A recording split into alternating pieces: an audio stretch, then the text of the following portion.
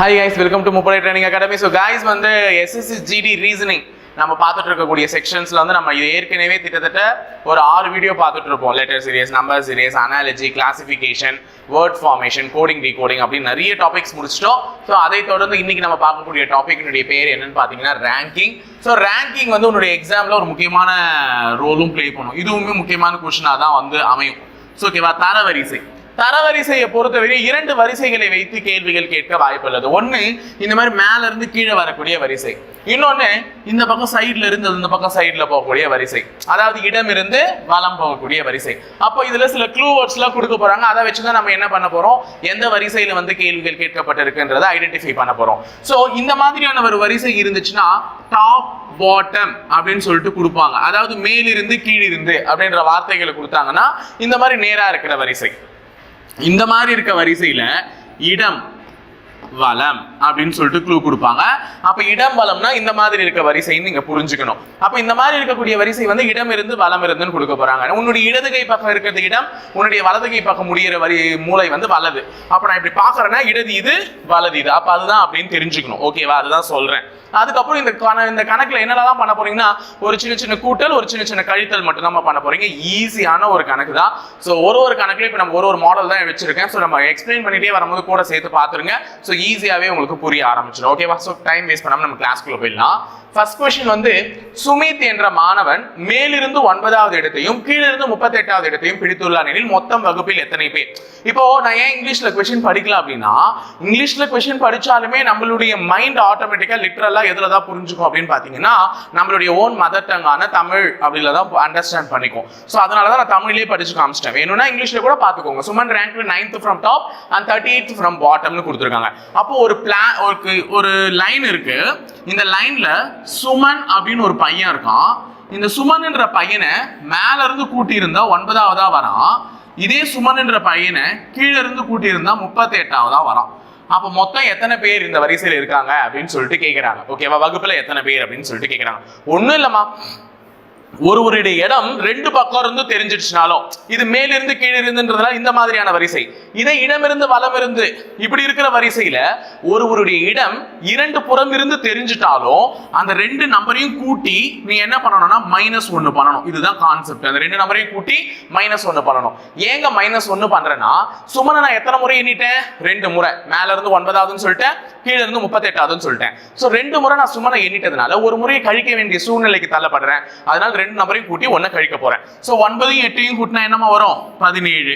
So 47. அப்ப 47 -1 46. அப்ப வகுப்பில் உள்ள மொத்த நபர்களின் எண்ணிக்கை என்ன? 46. ஏன் ஆப்ஷன் 47 வச்சிருக்காங்க பாரு.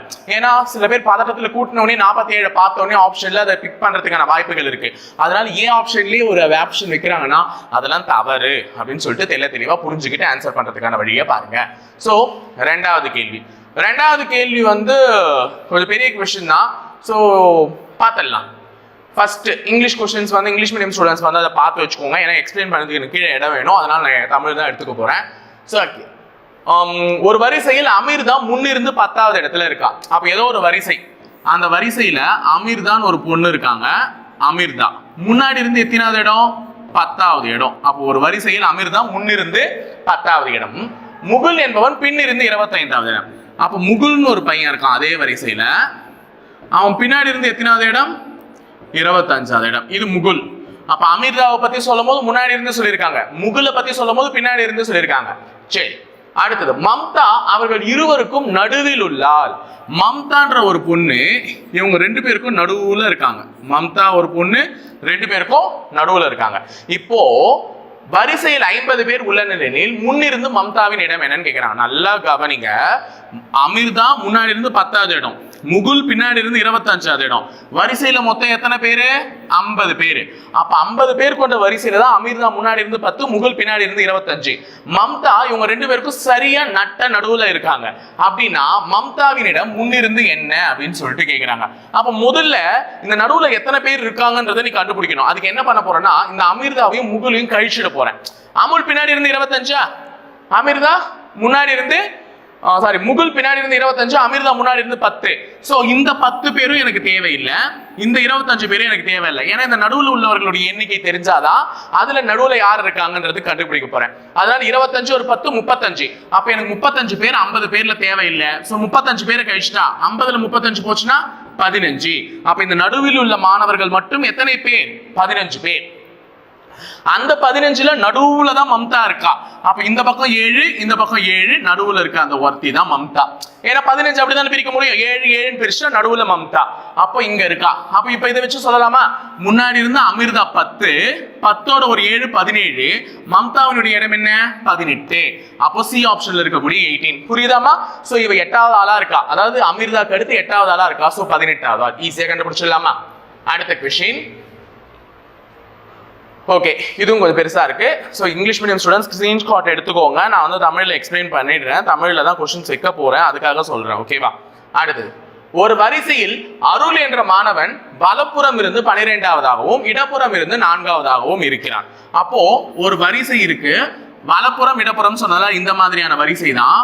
இதுல அருள்னு ஒரு பையன் வலது பக்கம் இருந்து கூட்டினா 12, இடது பக்கம் இருந்து கூட்டினா 4. புரியுதாமா சொல்றது? இடது பக்கம் இருந்து 4, வலது பக்கம் இருந்து 12. நான் ஆல்ரெடி சொல்லிட்டேன், ஒருத்தரோட இடம் 2 பக்கம் இருந்தும் தெரிஞ்சிடுச்சுன்னா அந்த 2 நம்பரையும் கூட்டி என்ன பண்ணணும்? -1 பண்ணணும். அப்போ 15 பேர். அப்ப அருள் இருக்கக்கூடிய இந்த வரிசையில எத்தனை பேர் இருக்காங்க? 15 பேர் இருக்காங்கன்றத கண்டுபிடிச்சிட்டேன். இவன் வலது பக்கம் இருந்து 12, இடது பக்கம் இருந்து 4ன்னு சொல்லும் போது மொத்தமா 16. 16ல 1 கழிச்சு ஏன்னா அருள் 2 முறை கூட்டிட்டதுனால அப்போ வரிசையில மொத்தம் 15 பேர் இருக்காங்க. 28 பேர் வர வரிசையில் 28 பேர் வர எத்தனை பேர் சேர வேண்டும்? இப்ப வரிசையில 15 பேர் இருக்காங்க. இதே வரிசையில 28 பேர் ஆகும்னா இன்னும் எத்தனை பேரை நான் எக்ஸ்ட்ரா சேர்க்கணும்னு கேக்குறாங்க. ஏற்கனவே 5 28 மாத்திரம்னா எவ்வளவு சேர்க்கணும்? 13 சேர்க்கணும். 13 சேர்த்தா 28 மாறிடும். So answer B option 30. அடுத்தது, இதுவுமே கொஸ்டின் பெருசு தான். எல்லாமே இந்த ஃபாண்ட் சைஸ் பெருசா இருக்கிறதுனால பெருசா தெரியுது. ஸோ இங்கிலீஷ் மீடியம் ஸ்டூடெண்ட்ஸ் வந்து கொஸ்டினை ஸ்கிரீன்ஷாட் எடுத்து வச்சுக்கோங்க. ஸோ லாஸ்ட்டாக அனலைஸ் பண்ணி பாருங்க. நான் இப்போ வந்து தமிழ்ல எக்ஸ்பிளைன் பண்ணிடுறேன். மனிஷ்னு ஒரு நல்ல பேர், எனக்கு ரொம்ப பிடிச்ச பேர் தான். ஸோ மனிஷ் மேலிருந்து 16வது இடத்தையும் கீழிருந்து 29வது இடத்தையும் பரீட்சையில் தேர்ச்சி பெற்றவர்களில் பிடித்துள்ளான். அப்போ மனிஷ்னு ஒரு பையன் இருக்கான். மனிஷ், அந்த மனிஷ்ன்ற பையன் மேல இருந்து 16வது இடம், கீழே இருந்து 29வது இடம் பரீட்சையில தேர்ச்சி பெற்றவர்கள் பெற்றுள்ளான். நான் ஆல்ரெடி சொல்லிட்டேன், 2 பக்கம் இருந்து ஒருத்தரோட இடம் தெரியும் போது என்ன பண்ணுவீங்க? 2த்தையும் கூட்டி -1. ஸோ 9 ஒரு 6 5 4 45 -1 44 பேர் பாஸ் பண்ணியிருக்காங்க. என்ன சார் பாஸ் எழுதுறீங்கன்னா அவங்க தெளிவா சொல்லியிருக்காங்க பார், பரீட்சையில் தேர்ச்சி பெற்றவர்களில் பிடித்துள்ளான். அப்ப தேர்ச்சி பெற்றவர்கள்ல அவன் மேல இருந்து 16, கீழே இருந்து 29. அப்ப பரீட்சையில ஃபெயிலும் ஆயிருக்காங்கன்றது அந்த வார்த்தை குறிக்குது. அப்ப 44 பேர் பாஸ் ஆயிருக்காங்க. மொத்தம் 6 பேர் தேர்வுக்கு வரவில்லை. இங்க பாருங்க 6ன்றத இதுவா கொடுத்திருக்காங்க லெட்டரா. சோ 6 பேர் தேர்வுக்கு வரவில்லை. அப்ப ஆப்சென்டீஸ் 6. பாஸ் ஆனவங்க எத்தனை பேரு? 44. 5 பேர் தேர்ச்சி பெறவில்லை. ஃபெயில் ஆனவங்க எத்தனை பேரு? 5. அப்போ வகுப்பில் மொத்தம் எத்தனை பேர் இது கேக்குறாங்க. நல்லா ஞாபகம் வச்சுக்கோ, வகுப்பில் மொத்தம் எத்தனை. அப்ப வகுப்பில் மொத்தம் எத்தனை பேர்னா எக்ஸாம் எழுதுனவனும் சொல்லணும், எக்ஸாம்ல ஃபெயில் ஆனவனையும் சொல்லணும், ஆப்சென்ட் ஆனவனையும் சொல்லணும், எல்லாத்தையும் கூட்டி தான் சொல்லணும். சோ 5 55. அப்ப வகுப்பில் மொத்தம் எத்தனை பேர் என்றால் 55 பேர். புரியுதா? சரி, அடுத்தது 5வது கேள்வி. அருணா 46 பேர் கொண்ட வகுப்பறையில் மேலிருந்து 12ஆம் இடம் பிடித்துள்ளார் எனில் கீழிருந்து அவளுடைய இடம் என்ன? இது ஒரு நல்ல கொஸ்டின் தான். அப்ப அருணான்ற ஒரு பொண்ணு, அருணா கிளாஸ்ல மொத்தம் எத்தனை பேரு? 46. ஆமா தானே? 46 பேர் கொண்ட வகுப்புல மேல இருந்து 12வது இடம் யாரு? அருணா. அப்போ கீழே இருந்து அவளுடைய இடம் என்னன்னு கேக்குறாங்க. ஓகேவா? இந்த மாதிரி ஒரு கொஸ்டின் கேட்பாங்க. ஒரு பக்கம் இருந்து ஒருத்தருடைய இடத்தை கொடுத்துட்டு மறுபக்கத்துல இருந்து என்னன்ற மாதிரி கேட்பாங்க. ஒண்ணுமே கிடையாதுமா. இப்போ ஒரு பக்கம் இருந்து இடம் கொடுத்துட்டாங்களா, அதுக்கு முன்னாடி நம்பரை நீ கழிச்சுட்டா மறுபக்கத்துல இருந்து வரக்கூடிய நம்பர் கிடைச்சிடும். ஏன் சார்னா இப்போ அருணா 12வது இடம் மேல இருந்து, கீழே இருந்து அவளுடைய இடத்தை கேட்கும் போது அருணாக்கு முன்னாடி இருக்கக்கூடிய 11 பேர் எனக்கு தேவை கிடையாது. அதனால எப்பவுமே கொடுக்கப்பட்ட எண்ணினுடைய முன்னாடி என்ன டோட்டல் ஸ்ட்ரென்த்ல கழிச்சிடணும். அப்ப 46 பேர் மொத்த பேர் இருக்காங்கன்னா அதுல எதை கழிச்சிடணும்? 11 கழிச்சிடுங்க. சோ 11 கழிச்சுனா 6ல 1 போச்சுன்னா 5, 4ல 1 போச்சுன்னா 3. அப்ப கீழ இருந்து அருணாவின் நடுவு எத்தனையாவது?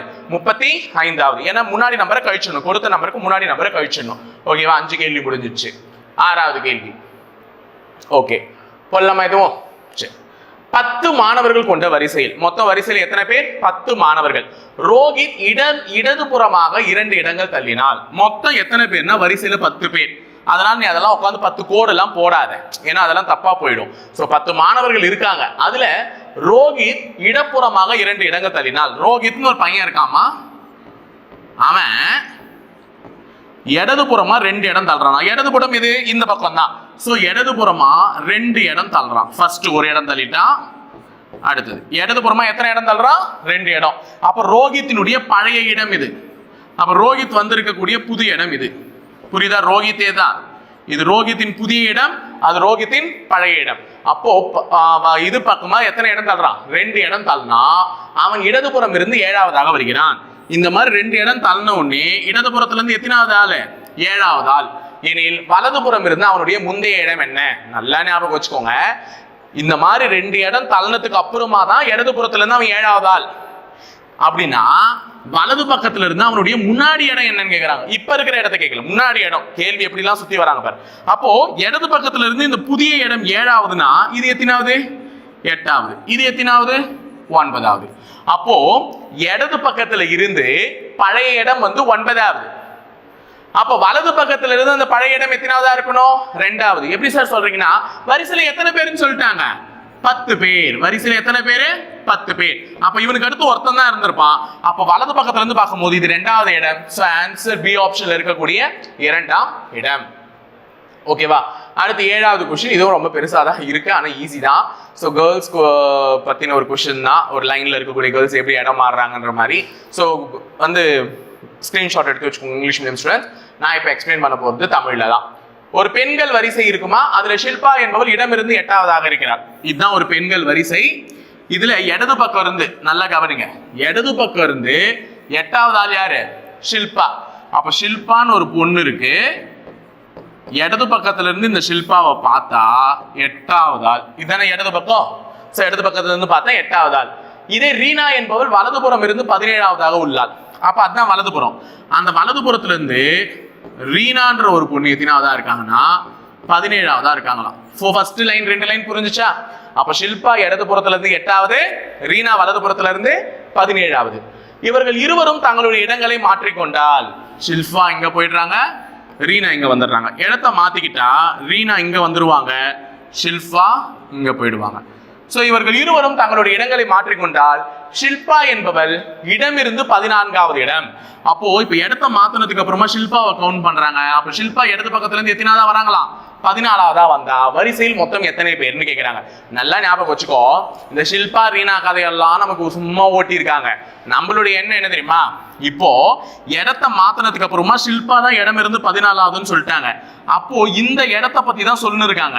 இந்த இடம் வலது பக்கத்துல இருந்து கவுண்ட் பண்ணா 17, இதே இடம் இடது பக்கத்துல இருந்து கவுண்ட் பண்ணா 14. அப்போ ஒரு இடம் 2 பக்கம் இருந்து எத்தனை ஆகுதுன்னு தெரிஞ்சிருச்சுன்னா நீ என்ன பண்ணணும்? 2த்தையும் கூட்டி 1த்தை கழிக்கணும். அப்போ வலது பக்கம் இருந்து கூட்டும் போது 17, இடது பக்கம் இருந்து கூட்டும் போது 14. சோ 2த்தையும் கூட்டினா 31 மைனஸ் 1 30. அப்ப வரிசையில் மொத்தம் எத்தனை பெண்கள் உள்ளனர்? 30 பெண்கள் உள்ளனர். ஓகேவா? கதை தான் பெருசான, எல்லாமே ஈஸி தான். அடுத்தது 8வது கேள்வி, ஈஸியான கேள்வி. சுதா ஒரு வரிசையில் எந்த புறம் இருந்து எண்ணினாலும் 10வதாக வருகிறார். இது ஈஸி தானே? அப்போ ஒரு வரிசை இருக்கு, அந்த வரிசையில சுதான்னு ஒரு பொண்ணு இருக்காங்க. சுதாவை இந்த பக்கம் இருந்து எண்ணினாலும் 10வது, வலது பக்கம் இருந்து எண்ணினாலும் 10வது. அப்போ வரிசையில மொத்தம் எத்தனை பேர்? சுதா 2 பக்கம் இருந்து கூட்டினாலும் 10. அப்ப மொத்தமா 20.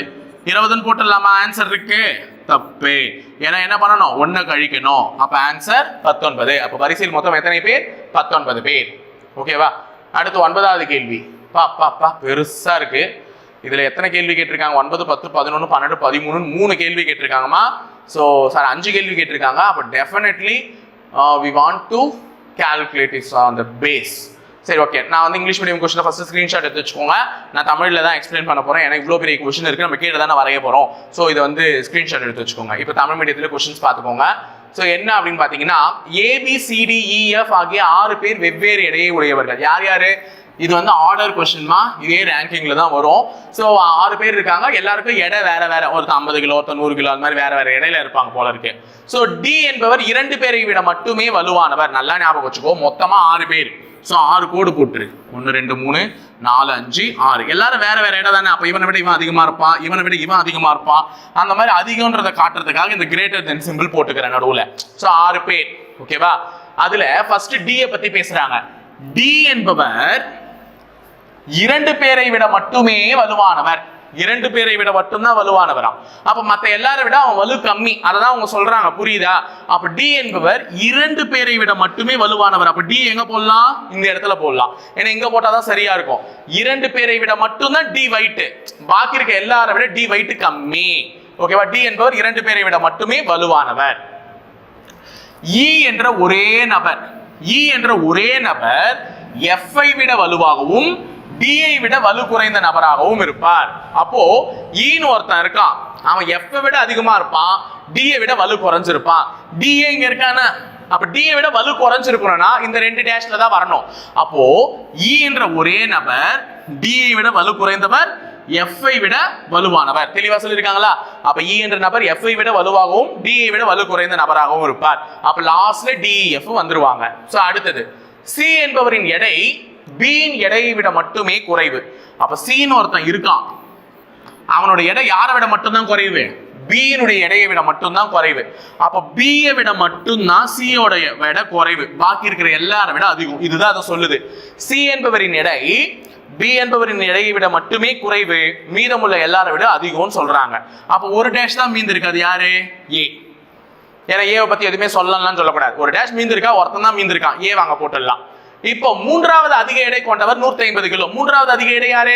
இது முதல் அதிக எடை, இது இரண்டாவது அதிக எடை, இது மூன்றாவது அதிக எடை. அப்ப ஏ தான் எத்தனை kilo? 150 kilo.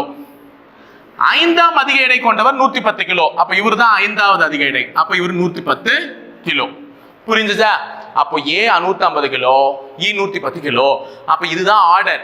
Lost weight F, அதுக்கு முன்னாடி இ, அதுக்கு முன்னாடி டி, அதுக்கு முன்னாடி ஏ, அதுக்கு முன்னாடி சி, ஏ, பி. ஓகேவா? BCA DF. A 150, E 110. ஏன்னா இப்ப நான் அழிஞ்சிடும், நான் கீழே கொஸ்டின் எக்ஸ்பிளைன் பண்ணும்போது எல்லாம் அழிஞ்சிடும், ஞாபகம் வச்சுக்கோங்க, அதுக்கு தான் சொல்றேன். ஓகேவா? இப்ப பாருங்க, what is the possible weight of டின்னு கேக்குறாங்க. இது வந்து என்ன ஆர்டர்லமா இருந்துச்சு? B C A D E F இப்படிதான் இருந்துச்சு. ஏ 150 கிலோ, இ எத்தனை கிலோ? 110 கிலோன்னு இருந்தாங்க. இப்ப அவங்க என்ன கேக்குறாங்கன்னா, டியோட எடை இருப்பதற்கான வாய்ப்பு என்னன்னு கேக்குறாங்க. டியோட எடை தான் கொடுக்கலையே சார்ன்னு சொல்லக்கூடாது, அவங்க வாய்ப்பு தான் கேக்குறாங்க, இருப்பதற்கான வாய்ப்பு. அதாவது 110 கிலோக்கு மேல வரணும், 150 கிலோக்கு கீழே வரணும். அப்ப 110 கிலோக்கும் 150 கிலோக்கும் நடுவில் இருக்கக்கூடிய 125 கிலோ தான் டியோட எடையா இருப்பதற்கு வாய்ப்பு இருக்கு. ஏன்னா இது ரெண்டுத்துக்கும் இடைப்பட்ட எடை தான் டி இருப்பான். ஓகேவா? அதனால 125 கிலோ சரியா இருக்கும். அடுத்தது 10வது கேள்வி. If the heaviest weight is 50 kgs more than, அதிக எடை கொண்டவர் ஏவை விட 50 கிலோ அதிகம் எனில், யாரும் அதிக எடை? பி தான் அதிக எடை. PCA DEF. இது ஆர்டரா? ஏ எத்தனை கிலோ? 150 கிலோ. அப்ப அதிக எடை கொண்டவர் ஏவை விட 50 கிலோ அதிகம். ஏவை விட 50 கிலோ அதிகம் எனில் அதிக எடை கொண்டவர் எத்தனை கிலோ? 200 கிலோ. அப்போ சியின் எடை இருப்பதற்கான வாய்ப்பு என்ன? இந்த மாதிரி இவர் 200 கிலோவும் இவர் 150 கிலோ இருந்தா சி எவ்வளவு இருப்பான்னு கேக்குறாங்க. இது ரெண்டுத்துக்கும் இடைப்பட்ட நம்பரான 170 கிலோ இருப்பதற்கான வாய்ப்பு தான் இருக்கு. அடுத்தது 3வது கேள்வி பாருங்க. எடை கொண்டவர் லைட்டஸ்ட் weight, குறைவான எடை கொண்டவர் யார்? குறைவான எடை கொண்டவர் யார்? எஃப். சோ இதையும் மார்க் பண்ணிடுறேன் கூடவே சேர்ந்து. அடுத்த 2 கேள்வி. யார் ஹெவியஸ்ட் weight? அதிக எடை கொண்டவர் யாருன்னு கேக்குறாங்க. நம்ம என்ன பார்த்தோம்? பிசிஏ டிஎஃப் தானே பார்த்தோம். ஏ 150, இ 110. சோ அதிக எடை கொண்டவர் யாரு? பி. யாருக்கு 150 கிலோ? ஏ. அவ்வளவுதான். ஏவை பத்தி தான் கடைசியா கண்டுபிடிச்சோம். ஏக்கு தான் 150 கிலோ இருந்திருக்கு. ஓகேவா? 13 கேள்வி முடிச்சிட்டோம். அடுத்ததுமா திருப்பி அதே மாதிரி ஒரு கொஸ்டின் தான் கொடுத்துருக்காங்க. ஸோ நீங்க சால்வ் பண்றீங்களா, நானே சால்வ் பண்ணலாமா? நீங்க தான் சார் சால்வ் பண்ணணும். இதுல எத்தனை கேள்வி கேட்டிருக்காங்க? ஓகே, இதுலயும் 4 கேள்வி கேட்டிருக்காங்க. சரி 5 கேள்வி கேட்டிருக்காங்க. சரி வாங்க முடிச்சிடுவோம். நம்ம என்ன பண்ண முடியும்? ஓகேவா? ஸோ இங்கிலீஷ் மீடியம் ஸ்டூடெண்ட்ஸ் வழக்கம் போல ஸ்கிரீன்ஷாட் எடுத்து வச்சுக்கோங்க. நாங்கள் வந்து இப்போ பணத்தை பற்றி இங்கே பேசிட்டு இருக்காங்க, நான் கீழே எக்ஸ்பிளைன் பண்ணுறேன். இப்பயும் 6 நபர்கள் இருக்காங்கம்மா. 6 நபர்கள் ஏபிசிடிஇ மற்றும் எஃப் ஆகியோர் வெவ்வேறு வகையில் ஒரு தொகையை வைத்திருந்தனர். டி என்பவரிடம் ஸோ 6 பேர் முதல்ல 6 டேஷ் போட்டுக்கோ 1 2 3 4 5 6 ஓகேவா. டி என்பவரிடம் பி மற்றும் எஃப் விட குறைவான தொகை இருந்தது. அப்ப டின்னு ஒருத்தன் இருக்காரு, அவருக்கு பி விடவும் எஃப் விடவும் குறைவான தொகை இருந்தது. இந்த இடத்துல பி மற்றும் எஃப் விட மட்டும்ன்ற வார்த்தை கொடுக்கல. அவர்களை விட மட்டும் தானா பி எஃப் இங்க போட்டு டி இங்க போட்டுட்டு இருப்பேன். ஆனா அவங்க அந்த மாதிரி கொடுக்கல. டின்னு ஒருத்தன் இருக்கான், அந்த டி கிட்ட யார் யாரை விட குறைவா இருக்கு? பி விடவும் எஃப் விடவும் குறைவா இருக்கு டி கிட்ட. அப்ப பி கிட்ட எஃப் கிட்ட டி விட அதிகமா இருக்கு. இதுதான் அவங்க சொல்றாங்க. சி என்பவரிடம் இ விட அதிகமான தொகை இருந்தது. அப்ப சின்னு ஒருத்தர் இருக்காரு, அவர்கிட்ட இ விட அதிகமா தொகை இருந்துச்சு. அப்ப இ விட அதிகமா வச்சுட்டு இருந்தது யாரு? சி. தெளிவா சொல்லியிருக்காங்க. சி என்பவரிடம் இ விட அதிகமான தொகை இருந்தது. சி என்பவரிடம் 2 பேரை விட மட்டுமே குறைவான தொகை இருந்தது. நல்லா கவனிங்க, இந்த லைன் தான் ரொம்ப முக்கியம். சி என்பவரிடம் 2 பேரை விட மட்டுமே குறைவான தொகை இருந்தது. அப்ப 2 பேரை விட மட்டும் தான் கம்மியான அமௌண்ட் வச்சிருந்தாரு, பாக்கி எல்லாரை விடவும் அதிகமா வச்சிருந்தாரு. அப்ப எங்க போடலாம் சினா? 2 பேரை விட மட்டும் தான் கம்மி. அப்ப சி இங்க போடலாம். 2 பேரை விட மட்டும் தான் கம்மி, பாக்கி இருக்க எல்லாரை விட அதிகம். அப்ப சிக்கு பின்னாடி தான் இ வரணும்னா இ எங்க வேணா வரலாம். கரெக்டா? சரி, அடுத்தது இ என்பவரிடம் ஒரே ஒருவரை விட மட்டுமே அதிக தொகை இருந்தது. இந்த இ இருக்காரு பாரு, இந்த இ அவரிடம் ஒரே ஒருவரை விட மட்டுமே அதிக தொகை இருந்தது. அப்ப ஒரே ஒருவரை விட மட்டும் தான் அதிக தொகை இருந்தது. அப்ப இ இங்க வருவான். அப்ப சி இங்க பிக்ஸ் ஆயிட்டாரு, இ அங்க பிக்ஸ் ஆயிட்டாரு. டி என்பவரிடம் குறைவான தொகை இல்லை. இந்த கடைசி டேஷ்ல டி வரமாட்டான். ஓகேவா. பி என்பவரிடம் அதிக தொகை இல்லை. நல்லா ஞாபகம் வச்சுக்கோங்க, கடைசி டேஷ்ல டி வரமாட்டான். அப்ப டிக்கு முன்னாடி பியும் எஃப்பும் வரணும். இந்த 2 டேஷ் காலியா இருக்கா? அப்ப நான் டி இந்த இடத்துல போட்டாதான் இந்த 2 டேஷ்ல பி எஃப் போட முடியுமே. ஏன்னா 2 டேஷ் டி விட இவங்க 2 பேருமே அதிகமா வச்சிருக்கணும். அதனால டி கடைசி டேஷும் வரமாட்டானா டி இங்க தான் வந்தா அவன வேற விதி இல்லை. இங்க தூக்கி போய் டி போட்டா அதுக்கு முன்னாடி ஒரு டேஷ் தான் இருக்கு. ஏன்னா டி விட 2 பேர்கிட்ட பணம் அதிகமா இருக்கு. பி கிட்டயும் இருக்கு, எஃப் கிட்டயும் இருக்கு. அது மட்டும் இல்லாம பி என்பவரிடம் என்ன இல்லைன்னு சொல்லிட்டாங்க, அதிக தொகை இல்லைன்னு சொல்லிட்டாங்க. அப்ப பி கிட்ட அதிக தொகை இல்லைன்னா பி இங்க வந்துருவான், எஃப் இங்க வந்துருவான். சோ இது பிஎஃப் தான் போடணும்னு அவசியம் இல்லை. இவங்க 2 பேர்கிட்டயுமே டி விட அதிகமா இருக்கு, ஆனா பி கிட்ட அதிக தொகை இல்லைன்னு சொல்லிட்டாங்க. அப்ப பி 2வது டேஷ் போயிடுவா, எஃப் இங்க வந்துருவாரு. சோ லாஸ்ட் டேஷ் மீந்து இருக்கு, நம்ம ஏ தான் வழக்கம் போல அவரை போட்டுருங்க, அவ்வளவுதான். ஓகேவா. சோ 2ஆம் அதிக தொகை 50 ரூபாய் மற்றும் 3ஆம் குறைவான தொகை 30 ரூபாய். நல்ல ஞாபகம் வச்சுக்கோங்க, 2ஆம் அதிக தொகைன்னு சொல்லியிருக்காங்க. 2ஆம் அதிக தொகைன்னா இது முதல் அதிக தொகை, இது 2வது அதிக தொகை. அப்ப அவங்க 50 ரூபாய். 3வது குறைவான தொகைன்னு சொல்லியிருக்காங்க. இது முதல் குறைவு, இது 2வது குறைவு, இதுதான் 3வது குறைவு. அப்ப டி கிட்ட 30 ரூபாய் இருக்கு. ஓகேவா. அப்ப இது எப்படி ஞாபகம் வச்சுக்கலாம்? கீழே அழிய போதில்ல, F B C D E A. ஓகேவா. F B C D B C D இது ஞாபகம் இருக்கும் எனக்கு. முன்னாடி எஃப் வரணும், பின்னாடி இஏ வரணும். FBCD EA. B கிட்ட 50 ரூபாய், D கிட்ட 30 ரூபாய். ஏன்னா அழிஞ்சிட போது ஞாபகம் வச்சுக்கோங்க, FBCD EA. ஓகேவா. சோ இந்த क्वेश्चन 3 क्वेश्चन வச்சிருக்கேன், இது ஒண்ணா ஆன்சர் பண்ணிடலாம். டக்கு டக்குன்னு சொல்லுங்க பார்க்கலாம். C இடம் இருக்கும் தொகை தோராயமாக என்னன்னு சொல்லிருக்காங்க? FBCD EA.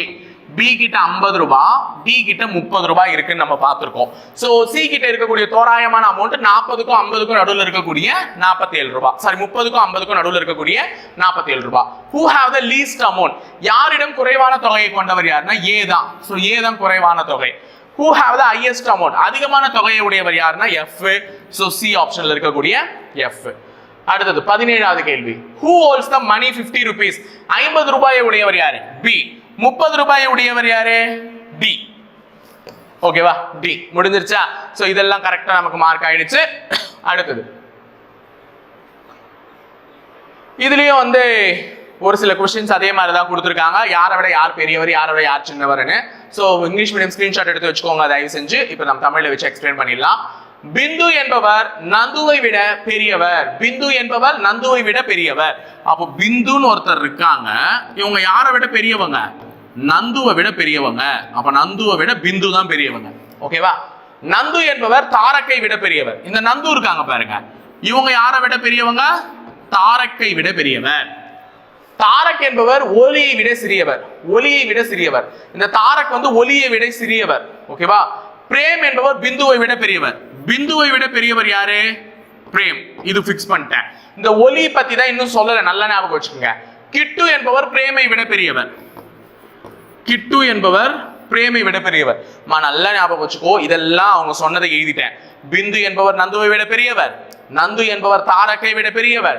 பிரேம் என்பவர் பிந்துவை விட பெரியவர், கிட்டு என்பவர் பிரேமை விட பெரியவர் அப்படின்னு சொல்லும் போது இவங்க எல்லாம் எழுதிட்டேன். ஆனா இந்த நடுவுல ஒரு லைன் கொடுத்திருக்காங்க பாரு, தாரக் என்பவர் ஒலியை விட சின்னவர். இந்த தாரக் வந்து ஒலியை விட சின்னவர், எல்லாருமே என்ன தெரியுமா பண்ணுவாங்க, ஒலியை இங்க போட்டு அவரை விட சின்னவர் தாரக், அப்ப நந்துவும் ஒலியை விட சின்னவர், சாரி நந்துவை விட சின்னவர் ஒலி அப்படின்ற மாதிரி மாத்திருவீங்க. தப்பு. ஒலியை விட சின்னவர் தாரக்குன்னு மட்டும் தான் சொல்லியிருக்காங்களே தவிர நந்து ஒலியை விட பெரியவரான்னு அவங்க சொல்லல. அப்ப ஒலி இவனுக்கு முன்னாடி வரணும், தாரக்குக்கு முன்னாடி வரணும். இங்க வரலாம், இங்க வரலாம், இங்க வரலாம், இங்க வரலாம். ஏன் அவனே கூட பெரியவனா இருந்திருக்கலாம், யாருக்கு தெரியும்? ஒலியை விட சிறியவன் தாரக்குன்னு தான் சொன்னாங்களே தவிர நந்துவை விடவும் ஒலி சிறியவன் சொல்லவே இல்லைல்ல. அதனால உடனே ஒரு புத்தி இது பண்ண மாதிரி அப்படி போட்டுறாதீங்க. சோ இந்த பேர் மட்டும் ஞாபகம் வச்சுக்கோங்க. கிட்டு, பிரேமு, பிந்து, நந்து, தாரக். ஒலி தாரக்கை விட பெரியவனா இருக்கணும், ஆனா எங்க வேணா இருந்திருக்கலாம். சோ கிட்டு, பிரேம், பிந்து, நந்து. ஃபர்ஸ்ட் இவங்க என்ன கேக்குறாங்க, who is the youngest among all? இருக்கிறதுல யார் ரொம்ப சின்னவங்கன்னு கேட்டாங்க. கடைசி இடத்துல யாருமா இருந்தது, நம்மளுடைய தாரக்கு. சோ அதனால அதை மார்க் பண்ணிடுங்க. ஓகேவா? அதுக்கு அடுத்து who is the eldest among all? இங்க தான் நீங்க தப்பு பண்ணுவீங்க. முதல்ல வந்து கிட்டுன்னு வந்திருக்கோம்ல, சோ எல்லாரும் கிட்டுன்னு போய் மார்க் பண்ணிடுவீங்க. அது தப்பு. ஒலின்னு ஒரு கன்ஃபியூஷன் ஒரு ஆப்ஷன் கொடுத்துருக்காங்க. இந்த மாதிரி cannot be determined, தகவல் போதவில்லைன்னு வைக்கிறாங்கன்னா அவங்க உஷாரா இருக்கணும்னு அர்த்தம். ஒலியை பத்தி சொல்லியிருக்காங்க, தாரக்கை விட ஒலி பெரியவன் சொன்னாங்க, ஆனா எந்த அளவுக்கு பெரியவன் எங்க பெரியவன்றத நமக்கு எங்கேயுமே சொல்லல. அதனால அது தெளிவாயிடுங்க, பண்ணிட்டு ஒழுங்கா பார்த்து மார்க் பண்ணுங்க. இன்னும் 5 கொஸ்டின் தான் வாங்க போயிடலாம். இது வாங்க, இது ஒரே கேள்வியிலே அது கொடுத்துட்டு இருக்காங்க. ஏ என்பவர் பி ஐ விட பெரியவர். ஏ யாரை விட பெரியவர்? பி ஐ விட பெரியவர். சி என்பவர் டி ஐ விட பெரியவர். சி என்பவர் டி ஐ விட பெரியவர். ஆனால் சி என்பவர் இ ஐ விட சிறியவர். சி என்பவர் இ ஐ விட சிறியவர். அப்ப சி வந்து டி ஐ விட பெருசு, இ ஐ விட சிறுசு. ஏ வந்து பி ஐ விட பெருசு. பி என்பவர் டி ஐ விட சிறியவர். இந்த பி வந்து யாரை விட சிறியவரா? டி ஐ விட சிறியவர். மேலும் டி என்பவர் ஏவை விட பெரியவர். டி ஏவை விட பெரியவர். ஓகே, அப்போ ஆர்டர் பாருங்க, ஏவை விட பெருசு டி, பி விட பெருசு ஏ. இந்த ரெண்டு இடத்துலயுமே டி இருக்கானா? அப்ப எழுதலாமா? இ சி டி ஏ பி ரெண்டுத்தையும் சேர்த்துட்டேன். ஓகேவா? டி விட ஏ சின்னது, பி சின்னது அதை விட. எனில் பெரியவர் எனில் இவர்களில் மிகவும் பெரியவர் யார்? மிகவும் பெரியவர் யார்? அண்ணாத்த இ. ஓகேவா? ஏ ஆப்ஷன்ல இருக்கக்கூடிய இ முடிஞ்சிருச்சு. சோ 22வது கேள்வி. சுமித் என்ற மாணவன் மேலிருந்து 8ஆம் இடத்தையும் கீழிருந்து 50வது இடத்தையும், முதல்ல பார்த்த அதே சுமித் தான், ஆனா இது வேற டேட்டா. அப்ப சுமித்னு ஒரு பையன் இருக்கான், மேல இருந்து எத்தனாவது இடம்? 8வது, கீழ இருந்து 50வது. சோ மொத்தமா வரிசையில எத்தனை பேரு? ரெண்டுத்தையும் கூட்டுங்க. 58 மைனஸ் 1, ரெண்டு பக்கம் இருந்து கூட்டினா -1 பண்ணணும். சோ 57 பேர் இருக்காங்க வரிசையில. 23வது கேள்வி. ஒரு வரிசையில் அருள் என்ற மாணவன் வலப்புறம் இருந்து 11வதாக. அப்போ ஒரு வரிசையில அருள்னு ஒரு பையன் வலப்புறம் இருந்து எத்தனாவது? 11வதாகவும் இடமிருந்து 15வதாகவும் வருகிறான். அப்ப வலது புறத்துல இருந்து 11, இடமிருந்து 15னா மொத்தமா எத்தனை பேர்? 26 மைனஸ் 1 25. அப்ப வரிசையில மொத்தம் இருக்கிறது 25 பேர். அவங்க என்ன கேக்குறாங்கன்னா, வரிசையில் 30 பேர் வர, வரிசையில் 30 பேர் வர எத்தனை பேர் சேர வேண்டும் கேக்குறாங்க. ஏற்கனவே 25, அப்ப எக்ஸ்ட்ரா 5 பேர் சேர்ந்தா போதும். சோ 5. அடுத்தது, அருணா 56 பேர் கொண்ட ஒரு வகுப்பறையில் மேலிருந்து 25ஆம் இடம் பிடித்துள்ளார். கீழிருந்து அவருடைய இடம் என்ன? இதுவும் நான் நடத்திட்டேன். அருணான்னு ஒரு பொண்ணு மேல இருந்து 25, கீழ இருந்து அவருடைய இடம் என்னன்னு கேக்குறாங்க. மொத்தம் கிளாஸ்ல எத்தனை பேர்மா? கிளாஸ்ல வந்து 56 பேர் இருக்காங்க மொத்தம். அப்ப அருணாக்கு முன்னாடி இருக்கக்கூடிய 24 பேரை கழிச்சிடுங்க. ஏன்னா அருணாவோட இடம் 25ல, கீழ இருந்து அவருடைய இடம் தெரியணும்னா மேல இருக்கவங்கள போயிடணும். அப்ப 6ல 4 போச்சுன்னா 2, 5ல 2 போச்சுன்னா 3. சோ 32வது இடம் டி ஆப்ஷன். அடுத்து last and final question of this session. பெண்கள் வரிசையில் ஷில்பா என்பவர் இடமிருந்து 10வதாகவும் ரீனா என்பவர் வலமிருந்து 18வதாகவும் இருக்கிறார். அப்போ ஒரு பெண்கள் வரிசை இருக்கு. ஷில்பா ரீனாவை பத்தி தான் சொல்றாங்க. ஷில்பா இடமிருந்து எத்தனாவதால்? 10வது. ரீனா வலமிருந்து எத்தனாவதால்?